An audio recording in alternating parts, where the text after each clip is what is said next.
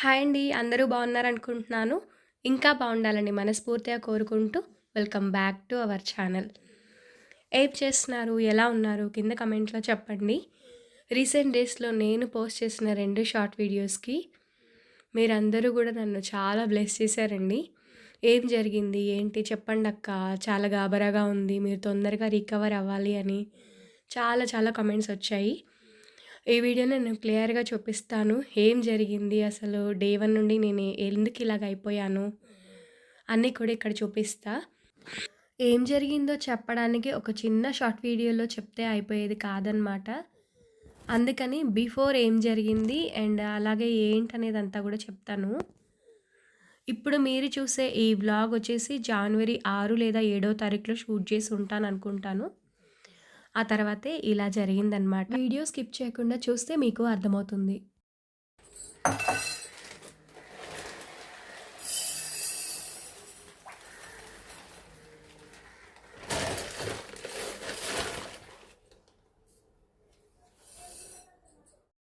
ఇక్కడ పిల్లలకి lunch box కోసమని రైస్ అవి నానబెడుతున్నాను. అయితే పనీర్ ఉండింది. వెజిటబుల్స్ ఏం పెద్దగా లేవు ఇంట్లో.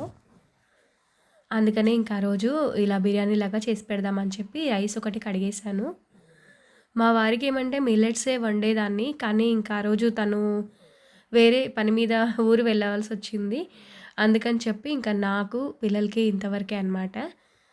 సరే రైస్ ఒకటి కడిగి పెట్టి మిగతావన్నీ ఫ్రిడ్జ్‌లోంచి ముందే తీసి బయట పెట్టేసా. ఇక్కడ పాలు గూడా అయిపోయాయన్నమాట. పాలవేం తాగట్లేరు పిల్లలైతే. మార్నింగ్ పెద్దగా ఇష్టపడట్లేరు. ఇక్కడ నేనేమంటే హాట్ వాటర్ అనేవి ఎక్కువ తాగుతూ ఉంటాను. మీకు తెలుసు గదా! అందుకని ఫస్ట్ ఇదొకటి బెట్టుకున్నా. ఈ వింటర్ సీజన్‌లో నిజంగా ఎంత కేరింగ్‌గా ఉన్నా నేను ఇంత సిక్ అవుతానని అస్సలు అనుకోలేదండి. చాలా భయపడిపోయానసల. నాకిది చూస్తూ ఉంటే నేనేనా ఇంత హెల్తీగా ఉండి ఇలాగ అయిపోయానా అని నాకే డౌటొస్తుందనమాట.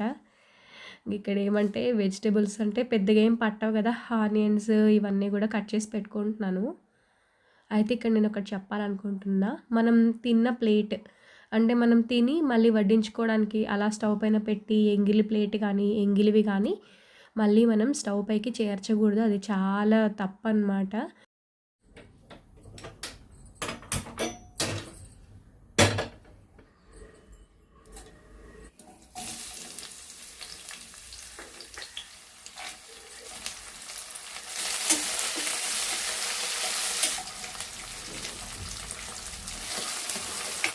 ఉదయం టైం అనేది తక్కువగా ఉంటుంది కదా! ప్రెషర్ కుక్కర్ అయితే బెటర్ అనిపించింది.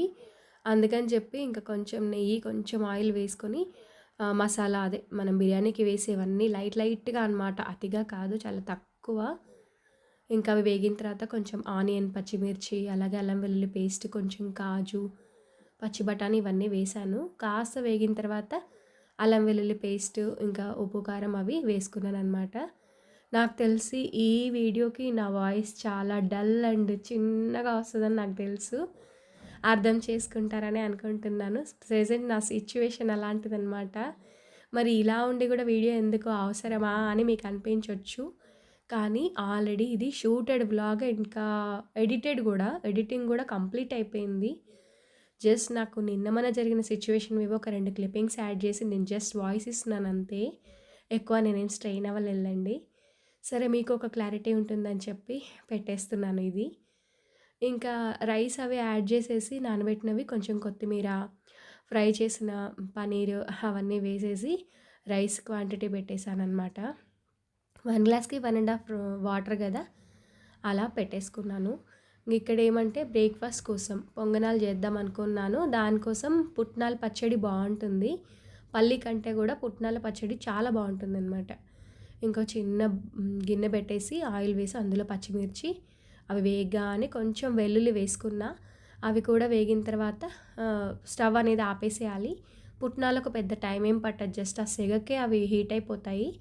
అవి కూడా జస్ట్ అలా కలిపేసి ఇంకా కొంచెం చిన్న చింతపండు ముక్క, అలాగే కొంచెం సాల్ట్ వేసి అవి చల్లారిన తర్వాత వాటర్ యాడ్ చేసి చట్నీని గ్రైండ్ చేస్తే చట్నీ రెడీ అయిపోతుంది. చాలా ఈజీ అనమాట. చాలా టేస్టీగా ఉంటుంది. ఇంక ఇక్కడేమంటే పొంగనాల కోసం దోస పిండి, బాగా పులిసిపోయిన పిండనమాట. అందులోనే కొంచెం కొత్తిమీర, ఇంకా ఆనియన్, క్యారెట్ ఇవన్నీ కొంచెం వంట సోడా యాడ్ చేశాను. అలాగే సాల్ట్, కాస్త జీలకర్ర అంతే. ఇంకా కారం, పచ్చిమిర్చిలు ఏమి యాడ్ చేయలేదు. జస్ట్ ఇలాగే ఏసేసాననమాట. ఉదయం పూట పిల్లలకి పెద్ద టైం ఉండదండి. అందులోనూ ఈ చలికాలం వల్లనో ఏంటో కానీ వీళ్ళసలు బ్రేక్‌ఫాస్ట్ కూడా పెద్దగా ఇష్టపడట్లేరు. దీన్నే స్నాక్స్ బాక్స్‌లో పెట్టమని అడుగుతున్నారనమాట. సరే వాళ్ళకి టైం ఉంటే తింటే ఒక రెండో, మూడో తింటారు కదా! నా తృప్తి అనమాట. అంటే తల్లి ప్రాణం ఊరుకోదు కదా! వాళ్ళ కోసం అని చెప్పి నేను టపా టపా చేసి పెట్టేస్తూ ఉంటాను. వాళ్ళకు ఇష్టమే కానీ ఇలాంటివి నైట్ టైమ్ చేస్తే హ్యాపీగా తింటామ్మా ఇంట్లో ఉన్నప్పుడు అని చెప్తారు. ఇంకా అలాగని మార్నింగ్ మార్నింగ్ రైస్ కూడా తినలేరు కదా అని కొంచెం ఇది చేసి పెట్టాను. చట్నీ కూడా రెడీ అయిపోయింది. దానికి కొంచెం పోపు పెట్టేసా. ఈ పుట్నాల చట్నీకి పొంగనాలు చాలా బావుంటాయి. ఇంక ఈలోగా రైస్ కూడా అయిపోయింది. 2 విజిల్స్ అంతే. 2 విజిల్స్‌లో అయిపోతుంది. ఇంకా ప్రెషర్ కుక్కర్ కాబట్టి పెద్దగా టైం కూడా పట్టినట్టు అనిపించదు. మంచి ఫ్లేవర్‌తో తక్కువ మసాలాలు వేసి చేశాను. దీన్ని జస్ట్ డైరెక్ట్ ఇలాగే తినేయొచ్చు. పన్నీర్ పీసెస్ అన్నీ మంచిగా ఫ్రై అయిపోయినాయి కాబట్టి చాలా బావుంటుంది. ఇంకా సెపరేట్ కర్రీ అది ఏం లేదు గదా! ఇంకా డైరెక్ట్ పెట్టేస్తాను వీళ్ళకి. మిల్టన్ హాట్ బాక్సెస్ ఉన్నాయి. మధ్యాహ్నం వరకు వీళ్ళకి మంచిగా వేడి వేడిగా ఉంటుంది కదా అని చెప్పి పెట్టేస్తూ ఉన్నాను. ఫస్ట్ వండింది ఏదైనా కొంచెం అలా శివార్పణంలాగా పక్కన తీసి పెట్టి, ఆ తర్వాత వీళ్ళకి పెడుతూ ఉంటాను. ఈలోగా పిల్లలు రెడీ అయిపోతున్నారు. అలాగే లైట్‌గా బ్రేక్‌ఫాస్ట్ కూడా చేసేస్తారు. వాళ్ళ పనులనేవి నిజానికైతే నాకేమి ఉండవండి ఎక్కువ. వాళ్ళయి వాళ్ళు చేసేసుకుంటారు. అంటే బాటిల్స్ ఫిల్ చేయడము, ఒక్కోసారి టైం ఉంటే స్నాక్స్ కూడా వాళ్ళే పెట్టేసుకుంటారు. ఇంక ఇలా మంచిగా లాక్ పెట్టేసి క్యాప్స్ ఇలా బాక్స్‌లో పెట్టేసానంటే మంచిగా వేడిగా ఉంటుంది. వాళ్ళకి కూడా తినడానికి బావుంటుంది గదా! ఇంక ఇవన్నీ అయిన తర్వాత వేరే పనులవి చూసేసుకోవాలి. క్లీనింగ్స్ అవి ఉంటాయి కదా! అవన్నీ. పెద్దబ్బాయేమో వ్యాన్‌కెళ్ళిపోతాడు. చిన్నోడేమో ఇలా సైకిల్ పైన. వెదర్ చూడండి ఎలా ఉందో. ఎంత చల్లగంటే అంత చల్లగా ఉంది. ఇంట్లో ఉంటే తెలియట్లేదు. బయటకు వెళ్తే తప్ప.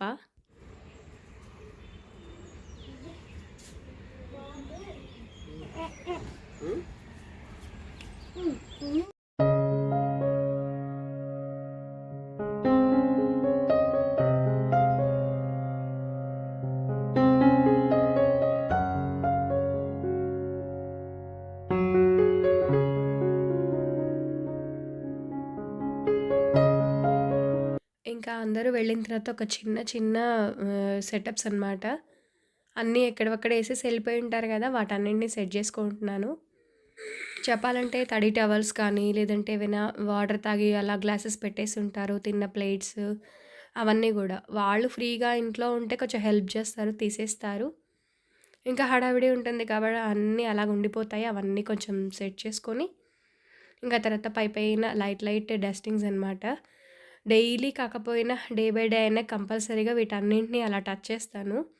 ఎందుకంటే మనకు ఓపెనింగ్ ఏరియాస్, సరౌండింగ్ అంతా గూడా కొంచెం డస్టీగా అలా ఉంటే బావుండదు కాబట్టి కొంచెం అప్పుడప్పుడు ఇలా నీట్‌గా మెయింటైన్ చేస్తూ ఉంటాను. ఇలా చేయడం వల్లనే కనీసం ఇల్లు ఇప్పటికైనా నీట్‌గా ఉంది అనిపిస్తుంది. లేదంటే మనం లాంగ్‌గా అంటే ఎక్కువ డీప్ క్లీనింగ్ అలాంటివి పెట్టుకున్నప్పుడు వర్క్ అనేది కొంచెం మనకు తగ్గిపోతుంది. అందుకని ఇంక ఇలాంటివనేవి డే రొటీన్‌లో కామన్‌గా పెట్టుకునేవే. ఇంకొకసారి అంతా గూడా క్లీన్ చేశాను గదా! ఒకసారి ఇలా ఊడ్చేసి ఒకసారి మాప్ పెడదామని అనుకున్నాను. ఈ ప్లాంట్ ఒకటి ఇంట్లోంచి మార్చి బయట పెట్టిస్తా ఇప్పుడు. అంటే లైట్‌గా సన్‌లైట్ అది పడాలి గదా! చాలా డేస్ అయింది ఇంట్లో పెట్టి. ఆకులనేవి రాలుతూ ఉంటాయి. అలాగే కొత్తవి గూడా చిగురుస్తూనే ఉంటుంటాయి. అది ఇంకా చాలా వెయిట్ ఉంటుంది కాబట్టి నా వల్ల కాదు. మా హస్బెండ్‌తో పెట్టించాలి. ఇక్కడ టీపాయ్ దగ్గర చిన్నగా ఇలా డెకర్ ప్లాన్ చేశాను. లైవ్ ప్లాంట్ ఒకటి పెట్టుకున్నాను. మనీ ప్లాంట్ సెరామిక్ పాట్‌ది. ఇంకా అలాగే ఇదిగో ఈ ఉర్లిలో మంచిగా చామంతి ఫ్లవర్స్ అనమాట. మంచి మంచి స్మెల్ వస్తూ ఉంటుంది. ఫైనల్‌గా ఇక్కడ కొంచెం జవాదు పౌడర్ వేస్తే మంచి అరోమా ఉంటుందనమాట. ఈ వింటర్ సీజన్‌లో కాస్త క్లోజ్డ్‌గా పెట్టేస్తూ ఉంటాము. చల్లగాలి అది రావద్దు అని కాబట్టి కొంచెం ఇలాంటి అరోమాటిక్‌గా పెట్టుకుంటే బావుంటుందనమాట. హాల్ అంతా చాలా నీట్‌గా, ప్లెజెంట్‌గా అనిపించింది. సో, ఈ క్లీనింగ్ హ్యాబిట్స్ అనేవి కొంచెం నేను వీటిని మార్చుకోలేకపోతున్నా. సరే గుడ్ హ్యాబిట్సే కదా! ఇంక ఇలాగా మొత్తం గూడా సెట్ చేశాను.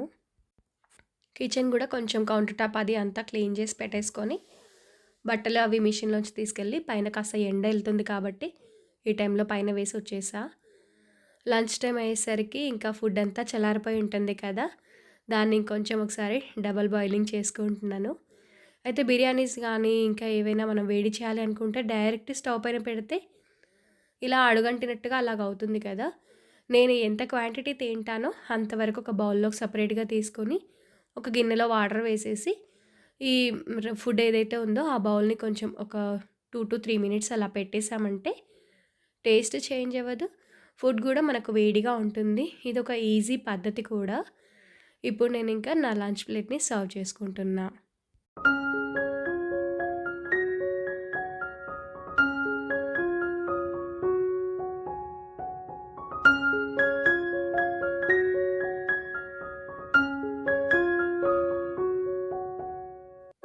చలికాలం కదా! కాస్త వేడిగా తినాలనిపిస్తుంది కాబట్టి, మన కోసం సెపరేట్‌గా వండుకోవడానికి లేదు అన్నప్పుడు, ఇలాంటి టిప్స్ అనేవి హెల్ప్ అవుతూ ఉంటాయి. ఇంతవరకు నేను ఆ రోజు వ్లాగ్ షూట్ చేశానండి. సో, సేమ్ డే నాకు తుమ్ములు రావడము, అలాగా స్టార్ట్ అయిందనమాట.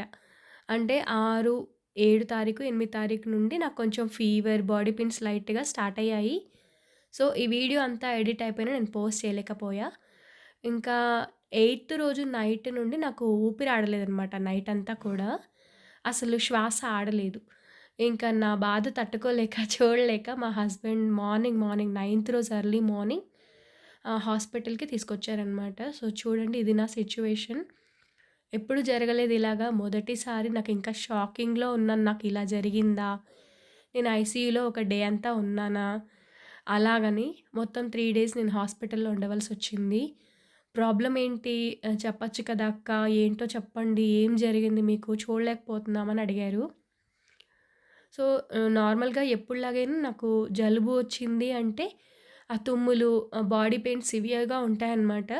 ఫీవర్ అనేది బయటకు తెలియదు. కాపోతే లోపల లో ఫీవర్ ఉంటుందన్నమాట. ఈసారి ఏమైంది అంటే, నాకు శ్వాస ఆడలేదు. అంటే ఆక్సిజన్ లెవెల్స్ అంతా పడిపోయింది. బేసిక్‌గా ఒక 97 అలా ఉండాల్సింది ఒక మెంబర్‌కి. నాకు 70కొచ్చేసిందనమాట. అంటే మనకి ఊపిరితిత్తులు ఉంటాయి కదా! లంగ్స్ అంతా గూడా ఇన్ఫెక్షన్ లాగా వచ్చేసిందట. అది నాకక్కడ అడ్మిట్ అయితే గాని తెలియలేదు.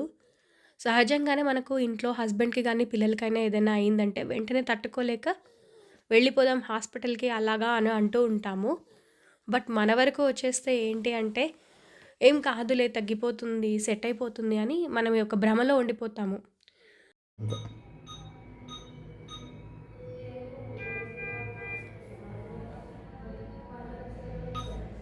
ఫస్ట్ డే టెస్ట్‌లు, సీటీ స్కాన్ ఇవన్నీ అయిన తర్వాత నన్ను ఐసీయూలో పెట్టినప్పుడు నేను చాలా బెంగ పడిపోయాను. చాలా భయమేసింది. నా లైఫ్‌లోనే ఫస్ట్ టైమ్ అనమాట. పిల్లల డెలివరీ టైంలో గూడా నేను ఒక్క డే కూడా నేను హాస్పిటల్‌లో ఉండలేదు.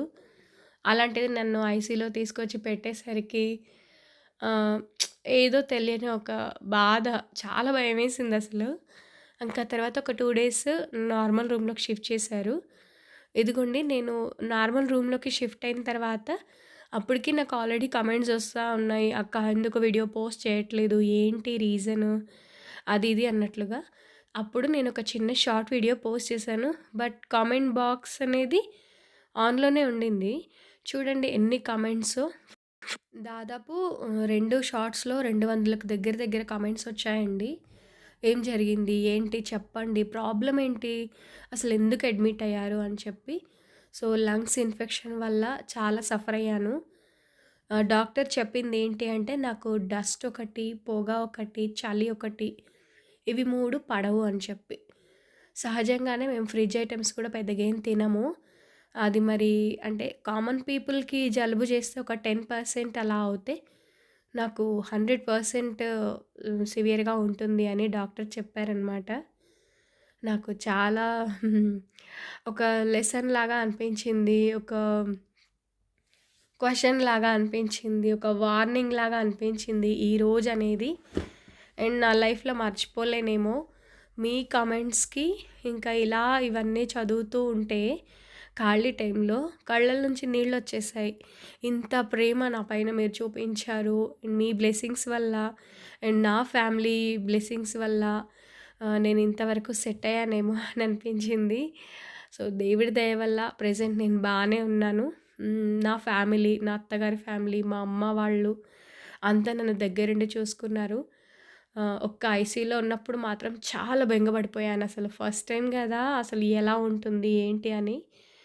ఇంకా తర్వాత మా ఆడపడుచు ఇంటి నుండి నాకు బాక్సులు రావడము, తర్వాత అమ్మ ఇంటి దగ్గరుండి పిల్లల్ని చూసుకోవడం, ఇల్లు చూసుకోవడము, అమ్మ, మా హస్బెండ్ కలిసి నన్ను కేర్‌గా చూసుకోవడము, మీ బ్లెస్సింగ్స్, అందరి బ్లెస్సింగ్స్ వల్ల నేను మళ్ళీ సెట్ అయ్యి 3 డేస్ తర్వాత ఇంటికొచ్చి మళ్ళీ కామన్‌గా డాక్టర్ నాకు ఏవేవైతే సజెస్ట్ చేశారో వాటన్నింటిని కవర్ చేస్తూ ప్రెజెంట్ బానే ఉన్నాను. పొంగల్ తర్వాత మళ్ళీ కలుద్దాం. బాయ్ అండి.